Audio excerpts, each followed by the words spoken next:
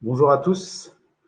Nous allons pouvoir attendre peut-être juste 30 secondes le temps que tout le monde puisse se connecter. L'idée encore de ce moment est de pouvoir vous donner les informations en réel sur ce qui peut se passer au niveau local. Bien, je propose de débuter. Donc, aujourd'hui, tout d'abord, bonjour à tous. J'espère que vous allez tous bien, que vous êtes nombreux à pouvoir suivre ce moment d'information locale. L'objectif, bien entendu, c'est de pouvoir avoir une information en fonction des différentes informations qu'on peut avoir de différents endroits. Donc, je vais vous donner un petit point sur l'organisation de nos différents services aujourd'hui, les services communaux tels qu'ils sont organisés. On fera aussi un petit point sur les chantiers en cours sur la commune, puisqu'il y en a de nombreux. Un point, bien entendu, sur un sujet que tout le monde attend, c'est où en sommes-nous sur la commande de masques. Ensuite, on viendra sur un autre sujet encore plus présent en ce moment dans nos services et bien entendu dans la bouche de beaucoup de nos parents, c'est le retour à l'école pour les élèves et comment on va pouvoir s'organiser sur la commune. Et on finira bien entendu par les différentes questions que j'ai pu recevoir ces derniers temps et ensuite celles aussi que vous pourrez aborder au cours de cet entretien, sachant que l'objectif, c'est bien entendu de pouvoir apporter un maximum de réponses à travers l'explication que je vais vous donner. Alors, sur les services, on a bien entendu aujourd'hui un accueil téléphonique qui est assuré aux mêmes heures habituelles, avec un accueil physique qui peut s'élaborer pour des questions civiles, mais aussi pour les urgences. Au niveau de l'urbanisme, puisque la question m'a été posée, on a assuré aussi une continuité de ce service. Les autorisations d'urbanisme sont bien entendu possibles de déposer. Il y aura aussi une instruction qui est faite comme ce l'est depuis le début, puisque l'objectif aussi, c'est que la collectivité a un rôle sur justement le fait que les chantiers puissent démarrer. Pour cela, ils ont besoin d'autorisation. Donc, il est tout à fait légitime que ce service soit assuré. Et il est possible grâce au télétravail qu'on a pu mettre en place et qui nous permet ainsi de pouvoir délivrer des autorisations d'urbanisme. Donc, toute autorisation d'urbanisme en cours peut bien entendu être déposée pour son instruction. Sur la direction, aujourd'hui, il y a une présence continuelle depuis le début. D'ailleurs, j'ai à mes côtés le directeur général des services, Jean-Luc Bise, qui donc coordonne les différentes actions à mener sur l'ensemble de la commune et donc qui est présent régulièrement, même pratiquement tous les jours. Nous avons aussi un service comptabilité qui est présent pour justement à la fois régler les travaux réalisés par nos entreprises privées, mais aussi suivre la situation, notamment des familles. On a tout d'abord, bien entendu, arrêté aussitôt les prélèvements automatiques pour les services dédiés aux familles et donc un présentiel pour pouvoir assurer tout cela et être le plus réactif. On a notre service qui est bien entendu présent, c'est le service enfants-jeunesse, et notamment pour justement accueillir nos enfants des aides-soignants, des personnels de secours. Et tout ceci se réalise de manière coordonnée. Et aujourd'hui, on peut dire qu'on a pu répondre du mieux possible aux attentes de ce personnel et qui va bien entendu dans ces prochains jours monter progressivement pour justement assurer de la meilleure des façons l'accueil davantage d'enfants. Il travaille bien entendu déjà sur l'organisation du centre de loisirs de cet été, puisqu'il y a eu des questions. Donc l'objectif est bien entendu de pouvoir assurer ce service pour permettre aux familles de pouvoir disposer d'un mode de garde. Nous avons déjà effectué le recrutement des saisonniers et bien évidemment, très progressif, très rapidement, ils vont pouvoir se concentrer sur le retour à l'école. Je tiens à préciser que d'ailleurs, pour celles et ceux qui manqueraient d'inspiration pour aujourd'hui occuper leurs enfants, il y a un service qu'ils ont mis en ligne à travers le site internet, celui de pouvoir justement apporter des activités dès lors qu'on peut manquer un peu d'inspiration, ce qui peut être le cas au bout de ces nombreuses semaines passées en confinement à la maison avec ses enfants. Les services médiathèques et bibliothèques vont aussi progressivement se mettre en place pour une réouverture progressive à partir du 11 mai. Le service de la cuisine centrale, lui, est présent depuis le premier jour pour justement assurer les repas au service de résidence autonomie, bien sûr, mais aussi à nos employés, enfin nos entreprises privées qui actuellement travaillent sur l'aménagement du bourg de Sarney. Ça a permis justement de pouvoir débloquer le chantier du bourg de Sarney. Donc je tiens à remercier l'ensemble du personnel de la cuisine centrale qui, grâce à son action, permet de pouvoir aussi redémarrer nos travaux sur l'aménagement du bourg de Sarney et aussi aux entreprises de pouvoir redémarrer. D'ailleurs, ce matin, j'étais avec le directeur de FH Groupe France, qui est donc s'est déplacé à Paris pour justement nous remercier de cette action que nous avons menée et puis remercier aussi le rôle de la collectivité dans le redémarrage du monde du TP. Puisqu'on est au monde du TP, nous avons aussi nos services techniques qui sont eux aussi présents depuis le départ et qui petit à petit montent en puissance avec justement tous les gestes barrières qui sont appliqués selon les recommandations qu'on a pu sur lesquels on a pu s'inspirer, notamment du monde du Pro BTP. Et donc aujourd'hui, on a pratiquement un effectif au complet pour pouvoir assurer au quotidien les différents services. D'ailleurs, aujourd'hui même, pour celles et ceux qui ont pu passer par la rabine ou pas, parce qu'aujourd'hui, vous avez pu voir qu'elle était bloquée justement pour pouvoir permettre d'y apporter un petit toilettage avant justement qu'il y ait un trafic un peu plus dense. Le CCAS donc, est un service bien entendu important pour plusieurs raisons, notamment par rapport à tous les personnels qui œuvrent au quotidien dans nos structures, notamment à l'EHPAD et à la résidence autonomie, qui sont donc très sollicités depuis maintenant plusieurs mois et qui justement apportent du réconfort et du soin à nos résidents et qui justement à travers leur action trouvent leur rôle essentiel dans une collectivité et qui, je transmets mes félicitations pour tout le travail qu'ils mènent et qui, depuis la décision dimanche dernier du gouvernement de pouvoir réouvrir ces structures aux familles, ont mis tout en place pour que, à partir de jeudi de cette semaine, accueillir de la semaine dernière, pardon, accueillir à nouveau les familles, selon bien entendu des modalités qui restent encore compliquées à mettre en œuvre, mais qui permet enfin de pouvoir retrouver ses proches. Et donc, ça se fait de manière progressive, mais c'est une première étape pour justement ensuite élargir encore davantage, sachant que toutes ces règles ne sont imposées que par la Direction générale de la cohésion sociale et qu'on doit les appliquer, mais c'est aussi pour le bien-être de nos résidents, mais aussi de nos personnels qui sont déjà largement sollicités. Le CCS aussi agit régulièrement auprès de nos personnes les plus fragiles et donc il y a une veille qui est assurée à la semaine auprès des personnes qui peuvent se retrouver isolées. Et donc, n'hésitez pas à faire remonter des cas qui vous sembleraient, sur lesquels nous pouvions intervenir. C'est le cas depuis déjà plusieurs semaines. Nous avons aussi adressé tout dernièrement un courrier à nos familles qui disposent de ressources plus faibles, qui peuvent être en plus affaiblies avec le chômage partiel qui touche une bonne partie aujourd'hui de la population. Et donc, pour tenir compte du service de restauration qui n'est pas exercé depuis maintenant plusieurs semaines, des bons alimentaires peuvent être à votre disposition pour justement vous soutenir dans ce moment qui peut être compliqué pour certains. Voilà, c'est un petit peu les services tels qu'ils sont organisés à ce jour. Je vais passer aux différents chantiers en cours. Donc, je l'ai évoqué, donc l'aménagement du bourg de Sarney, qui a donc repris, lui, déjà depuis quelques temps, puisque les travaux ont repris le 16 avril pour le bourg de Sarney, avec l'entreprise FH et Jardin Service qui, lui, a recommencé cette semaine. Donc, ça se déroule bien, ça avance plutôt bien. Donc, c'est quelque chose de positif. Positif puisque en fait l'objectif étant que ces travaux soient terminés avant l'ouverture du collège. Et j'ai eu beaucoup de questions à ce sujet sur l'inquiétude de voir le collège dont les travaux peut-être ont été arrêtés quelque temps, mais je tiens à rassurer aussi l'ensemble des familles puisque ces travaux ont repris depuis maintenant le 21 avril et font en sorte que, puisqu'il y a eu il y a eu des travaux qui étaient en avance, feront en sorte que le collège sera bien livré en septembre comme prévu et permettra ainsi une ouverture pour la rentrée de septembre dans les meilleures conditions possibles. Nous avons aussi repris les travaux sur le jardin sensoriel qui, du coup, est en phase de finalisation ces prochains jours et qui devrait donc être terminé fin de semaine prochaine.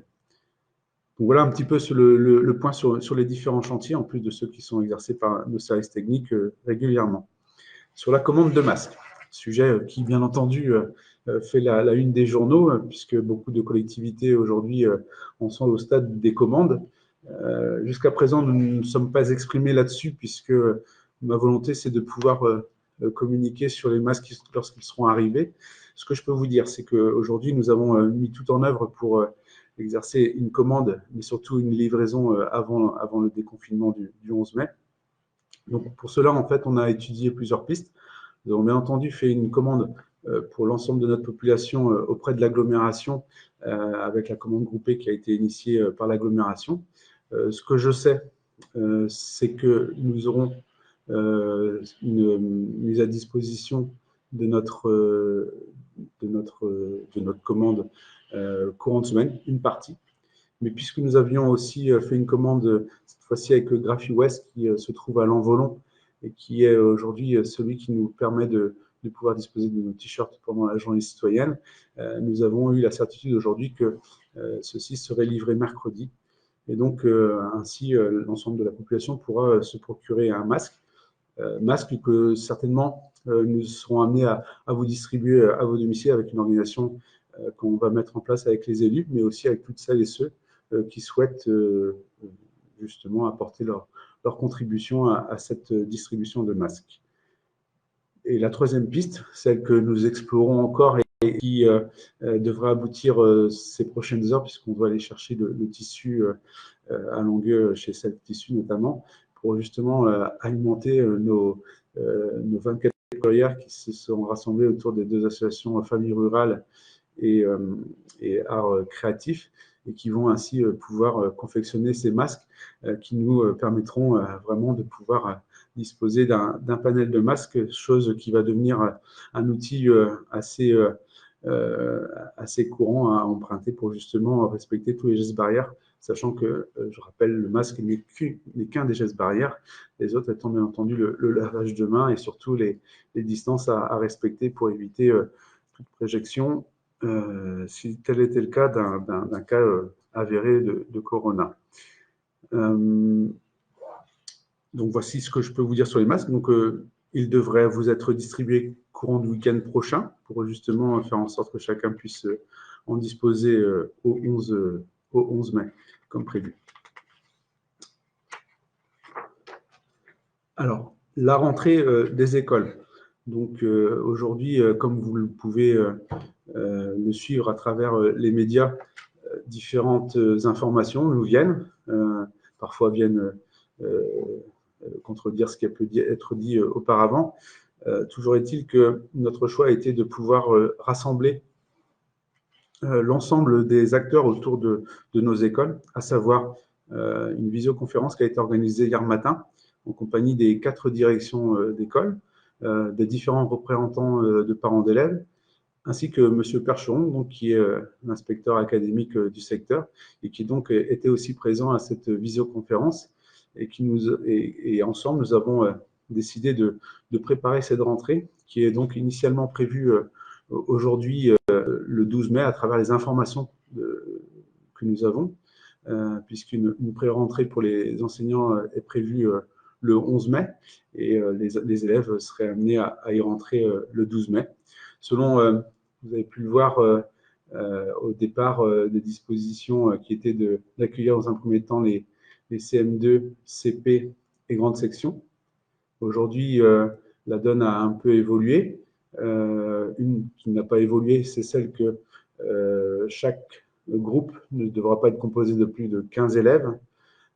Charge ensuite, à travers cette organisation, aux collectivités, avec justement l'inspection académique, les parents d'élèves et bien entendu le corps enseignant, de mettre en place une organisation qui puisse convenir à un maximum de personnes, et avec les moyens dont on dispose, avec une organisation qui est laissée aux soins de la collectivité en accord avec chacun des acteurs, de manière à ce qu'on puisse bien entendu permettre aussi le retour au travail pour une bonne partie de notre population, et bien entendu aussi d'accueillir dans les meilleures conditions possibles nos enfants dans ce moment assez particulier et exceptionnel et qui nous amène forcément à prendre des dispositions assez exceptionnelles. C'est ce qu'on va essayer de mettre en œuvre et qu'on a déjà démarré pour faire en sorte que tout ceci se passe de la meilleure des façons. Sur la partie restauration scolaire, nous sommes partis sur le principe que nous disposons aujourd'hui de 2 restaurants, enfin même de 3 restaurants scolaires répartis sur la commune et qui nous permettront, à travers ce fil conducteur qui est de 15 élèves par groupe maximum, d'éviter justement aussi le croisement de ces groupes pour éviter justement la multiplication de personnes qu'on est amené à rencontrer. Eh bien, on a la possibilité d'utiliser ces restaurants scolaires qui sont d'ailleurs souvent soumis à des règles d'hygiène, contrairement à des classes qui, elles, ne disposent pas du même, des mêmes caractéristiques pour justement assurer la sécurité des repas, qui est une priorité pour nous, celle de pouvoir disposer d'un repas sur l'heure de midi. C'est une aussi des raisons pour lesquelles il est demandé de pouvoir reprendre l'école. Donc, il était normal pour nous de pouvoir réfléchir à cette organisation.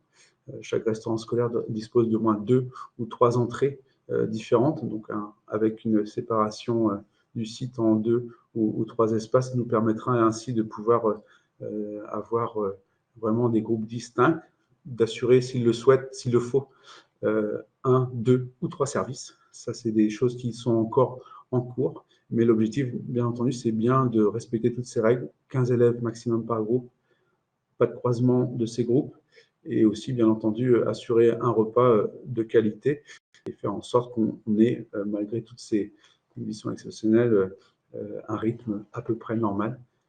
Sur le rythme, tout ça reste à définir. Le souhait de la commune, ça a été bien entendu de laisser la réflexion aux équipes pédagogiques qui sont plus à même de pouvoir apporter leur contribution au rythme qui soit le plus adéquat à celui qu'il faut pour nos enfants. Donc, retour donc, à l'école progressivement. L'organisation qui va être justement évolutive parce qu'on a encore un protocole qui commence à sortir dans les journaux, mais qui n'est pas encore prononcé par le ministre, qui devrait se faire le 1er mai.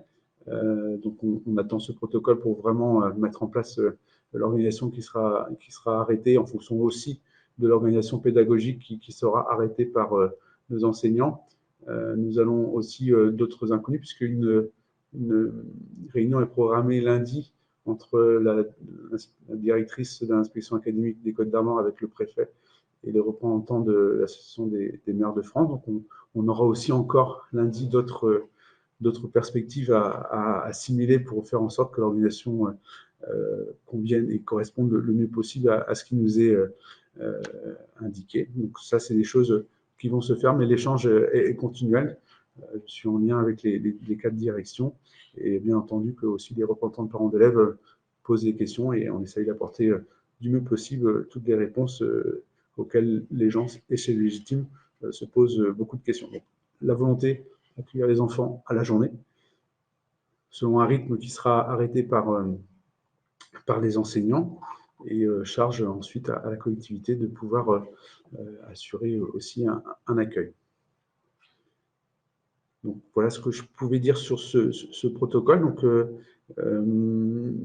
jeudi 7, c'est donc la date qui nous a été arrêtée pour pouvoir communiquer auprès des familles. Donc, chaque famille, justement, recevra par mail, puisqu'elles sont déjà en lien avec leurs enseignants, recevra justement l'organisation, le rythme et ainsi tout ce qui a pu être arrêté avec justement ce comité de pilotage pour justement faire en sorte de pouvoir accueillir vos enfants dans les meilleures conditions.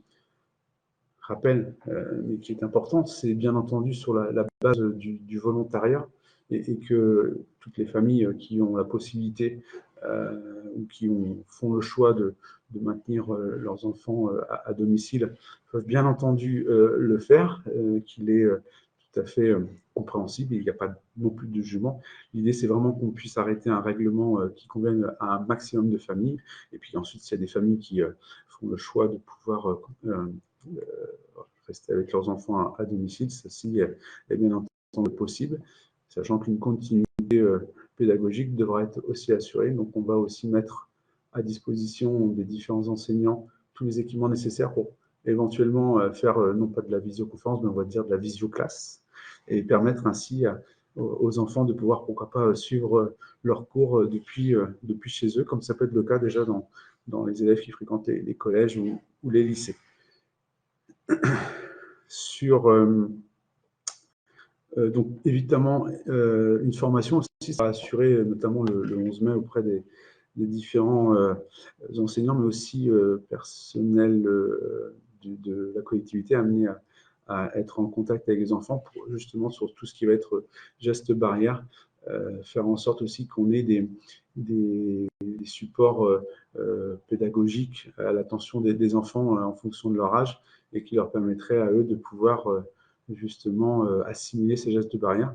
Et je vous invite déjà, d'ores et déjà, si ce n'est pas déjà fait, à pouvoir le faire de manière ludique. Et on va tâcher aussi de vous apporter des supports qui vous permettent de communiquer avec vos enfants sans que justement on fasse quelque chose de dramatique, mais ça devienne un réflexe, parce que c'est la meilleure des manières de pouvoir retourner à la vie normale, c'est de pouvoir vivre avec, pas vivre sans en étant confiné, mais de vivre avec justement toutes les dispositions à mettre en œuvre pour que justement chacun soit en sécurité.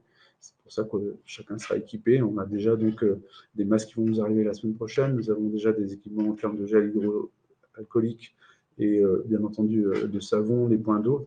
On a vraiment étudié sur les différents sites les possibilités, sur les écoles notamment, sur la possibilité de différencier des accès.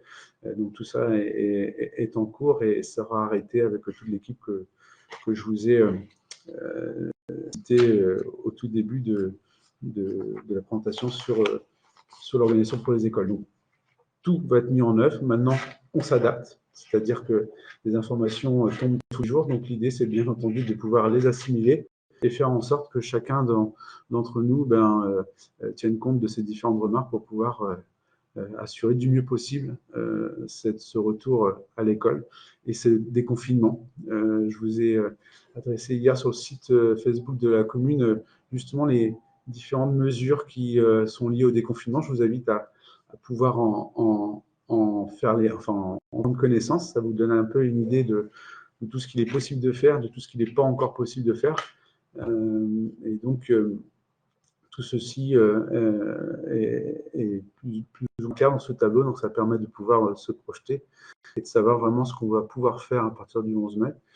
Il nous reste encore à savoir les mesures qui sont prises en fonction des départements qui seront en vert ou ceux qui seront en rouge. Mais tout cela, on va le découvrir tous ensemble au fur et à mesure. C'est aussi cela. Et puis, charge à nous de pouvoir vous apporter les informations du mieux possible, comme on essaye de le faire avec le service communication, qui est aussi présent, j'en ai pas parlé, mais qui est aussi présent justement pour pouvoir apporter un maximum d'informations. On a bien entendu des supports médiatiques tels que les journaux, mais on a aussi d'autres qui nous permettent d'être encore plus réactifs avec cette application ou ce site Facebook ou ce site Internet.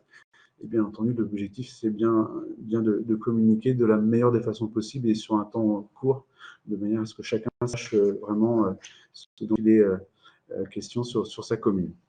Au niveau j'ai pas cité aussi sur les services de l'agglomération qui sont déjà bien entendu sur le pont. Je pense au ramassage des ordures ménagères qui n'ont pas évolué et qui sont toujours qui apportent le même service qu'en temps normal, et on peut les en remercier. La déchetterie qui vient d'ouvrir depuis cette semaine pour juste les végétaux, et qui sera ainsi aussi pour la semaine prochaine. Ils réfléchissent pour la semaine suivante à savoir s'ils vont l'élargir, mais tout ceci reste encore au stade de l'organisation. Et donc, en tout cas, ce qui est sûr, c'est que désormais, les gens peuvent apporter leurs végétaux.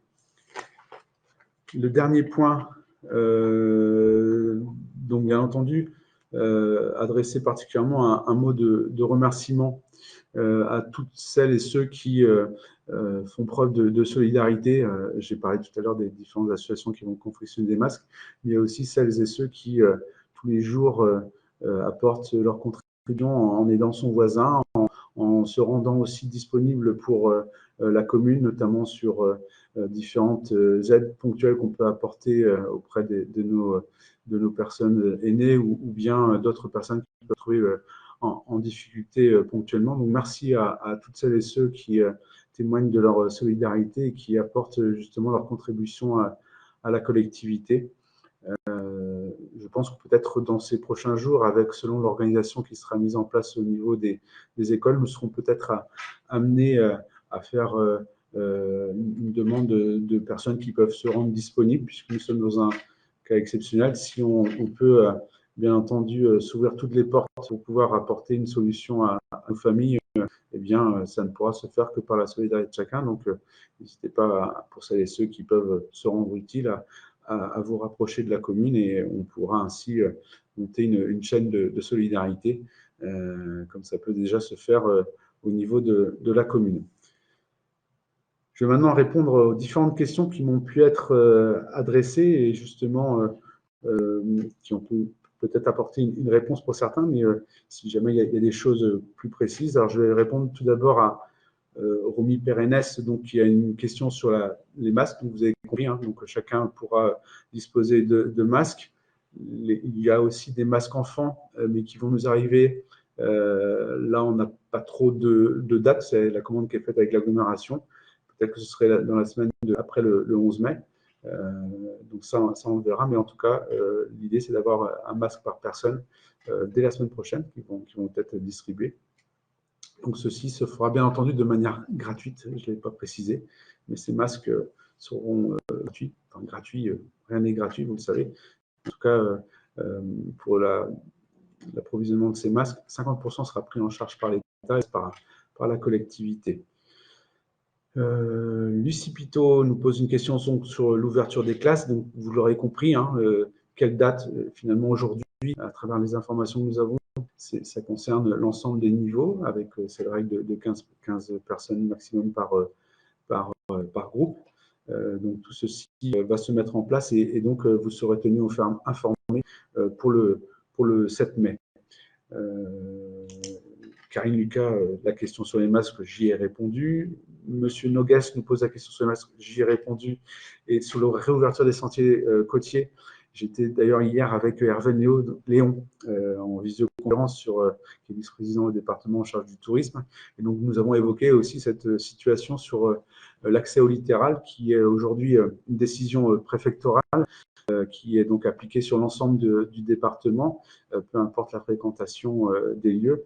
Et donc, on va aussi aborder ce sujet auprès de la préfecture pour que justement on puisse, à partir du 11 mai, évoquer la possibilité à certains endroits de pouvoir avoir accès au littoral dès lors qu'on n'est pas sur des zones surfréquentées telles que des sites balnéaires et qui permettraient ainsi de pouvoir retrouver l'accès à nos sentiers, à nos plages. Ce serait encore mieux, surtout sur Lyon, où on n'est pas sur des plages qui rassemblent un maximum de monde.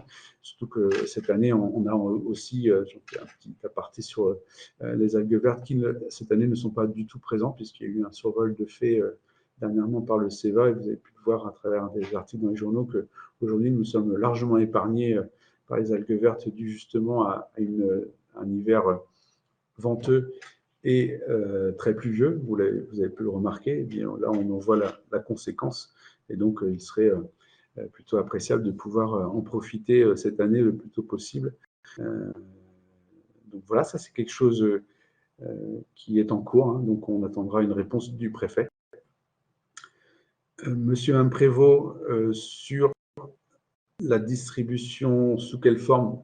Eh bien, c'est ce que je vous ai dit, hein, on va certainement organiser cela à plusieurs. Et donc, je vous invite à celles et ceux qui voudraient nous rejoindre à vous manifester. Et certainement, une distribution se ferait le week-end prochain au plus tard.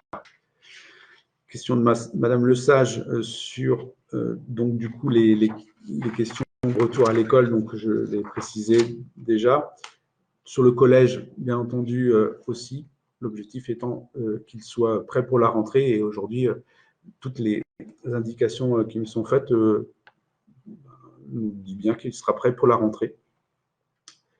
Question sur l'accès aux plages. On peut avoir accès aussi aux plages dès lors qu'on est amateur de chevaux.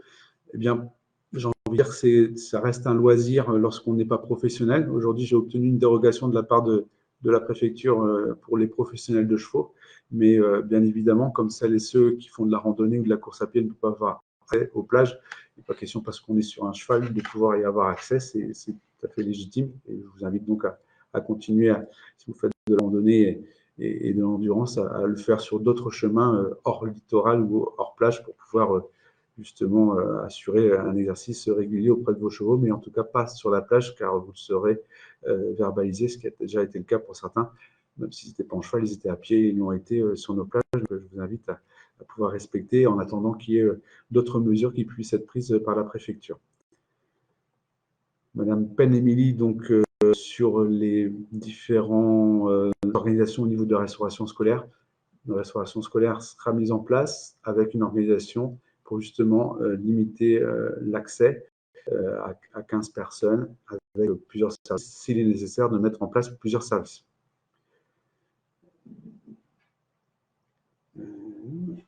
Je n'ai pas précisé aussi sur les modes de garde, donc l'idée c'est bien entendu d'assurer un accueil périscolaire comme on peut le faire autrement, c'est-à-dire aux mêmes horaires que d'habitude, avec en plus le mercredi qui sera mis en place, avec bien entendu toujours ces règles de 15 personnes maximum par groupe, donc forcément un renforcement de nos effectifs.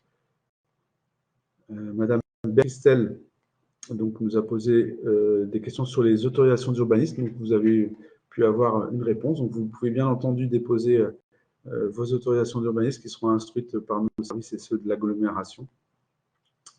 Les autres questions, j'y ai répondu.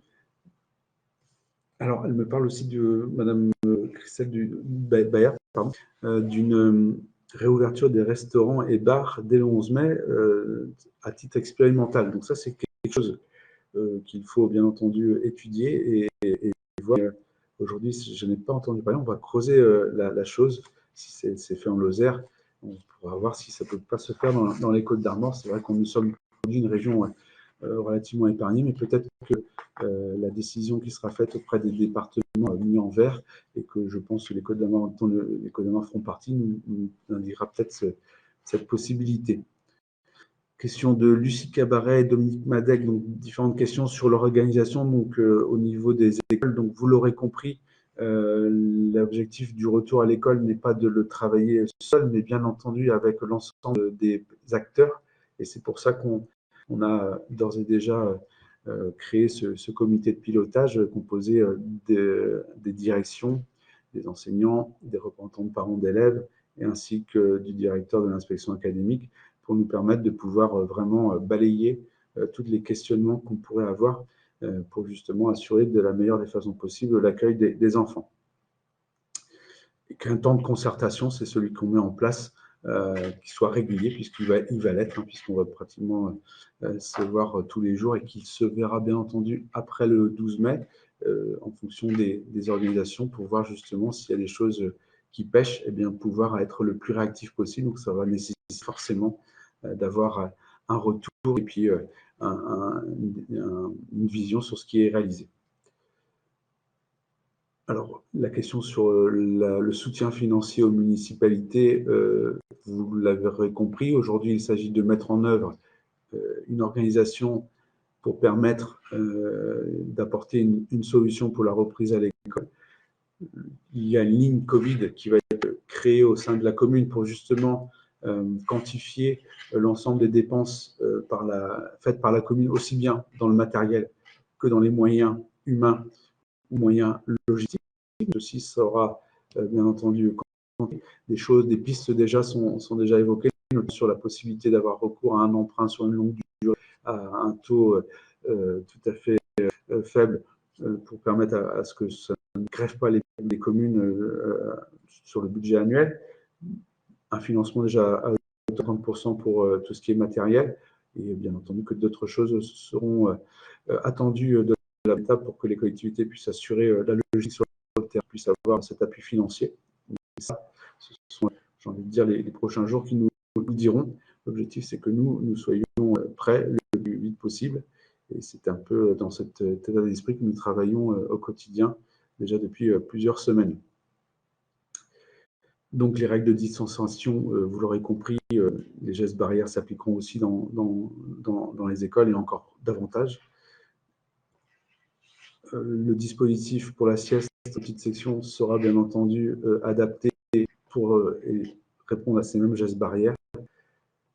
Et bien entendu, je vous ai répondu sur la question du courrier qui récapitulera l'ensemble des dispositions prises, puisqu'en fait, je l'ai dit, chacun recevra par boîte mail aussi, il y aura un affichage qui sera fait dans chaque école sur l'organisation, les moyens mis en place, le rythme, et bien entendu, depuis on va dire, la prise en charge de l'élève jusqu'à le retour à son domicile.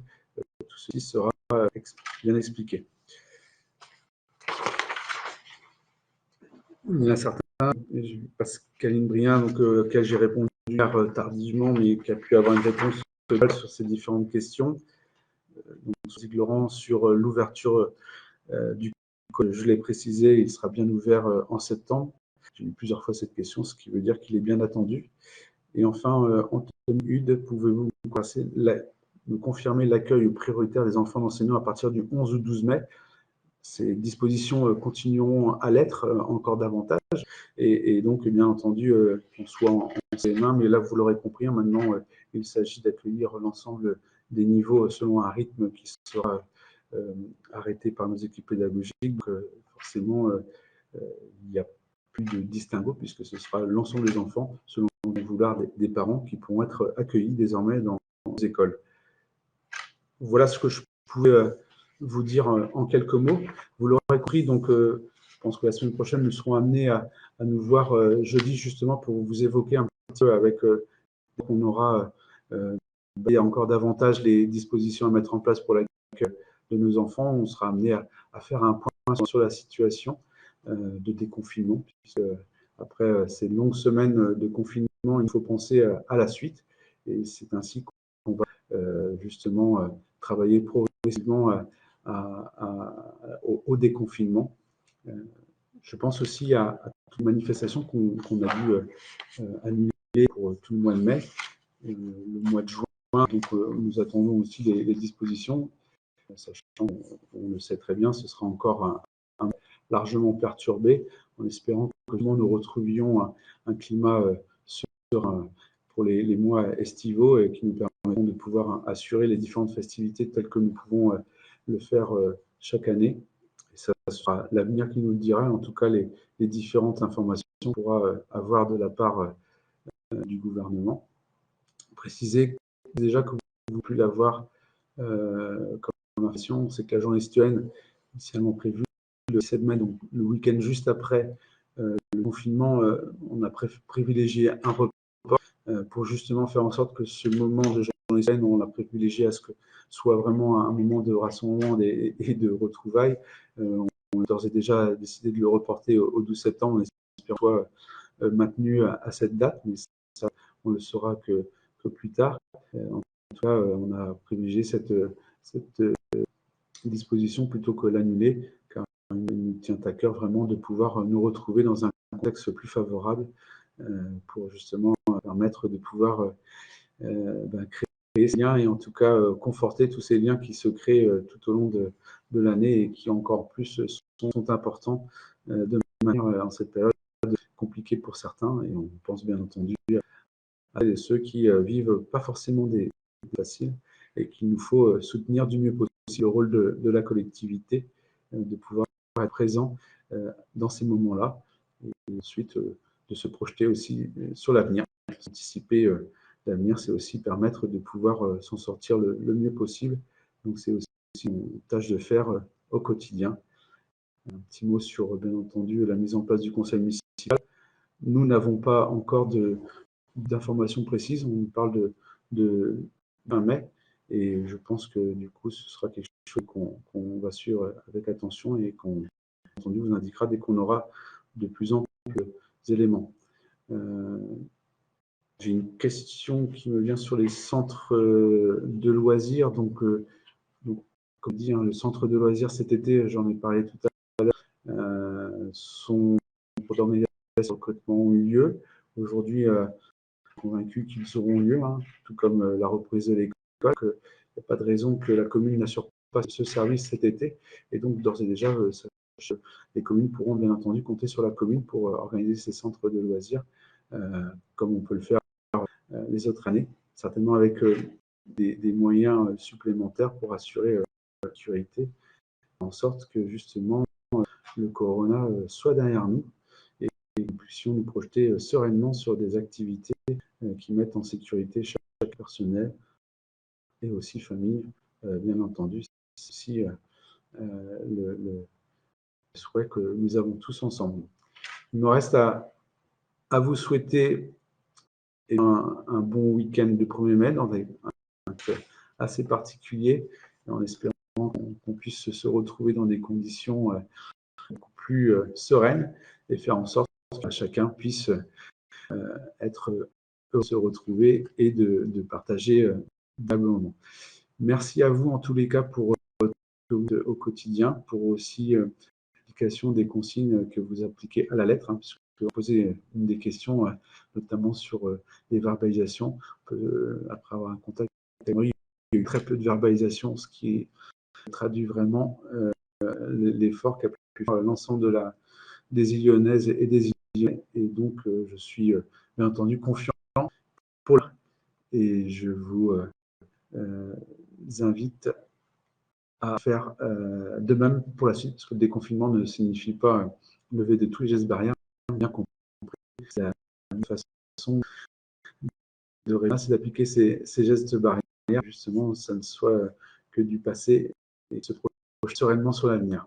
Merci et bonne fin de journée et à très bientôt.